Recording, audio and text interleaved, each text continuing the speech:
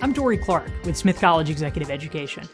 Welcome to our course, Take Control of Your Online Reputation. In this lesson, you'll learn how to master your Google search results and, if necessary, learn how to repair a damaged online reputation. First, we'll talk about why it's important to take control of your Google search results. Second, I'll show you techniques you can use to take control. And finally, we'll discuss how to remedy damaging information online if it appears. Why do your Google search results matter? A Google search is your digital footprint. People may start with your resume or LinkedIn profile, but if they're interested in working with you, they don't want to see what you're saying about yourself. They want to see what others are saying about you. You need to know what's out there and make sure that it reflects how you want to be perceived. So how do you take control? The top 4 things you can do are: number 1, Google yourself frequently and make sure you know what's there. 2, set up a Google alert for your name, your company's name, and any other term you want to look for.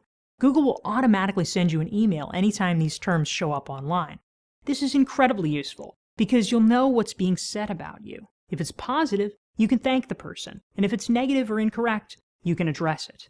Number 3, visit the various social media channels you use and set the privacy controls to the level you feel comfortable with. Make sure that when others tag you or mention you in a post that you're notified, so you can have more control over what's showing up online and where.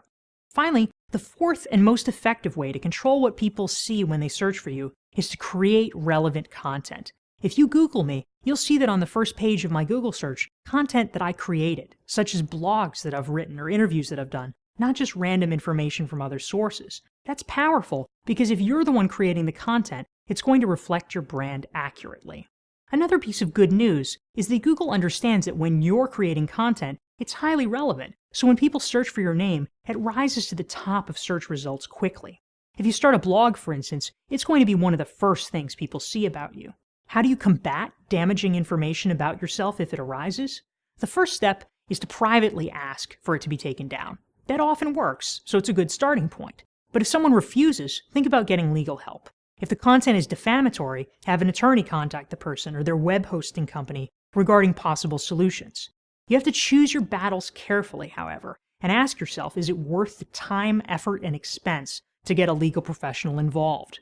But the most important element when it comes to proactively controlling your online reputation is to create content that will drive down bad search results by drowning them out with the good things that you want to appear.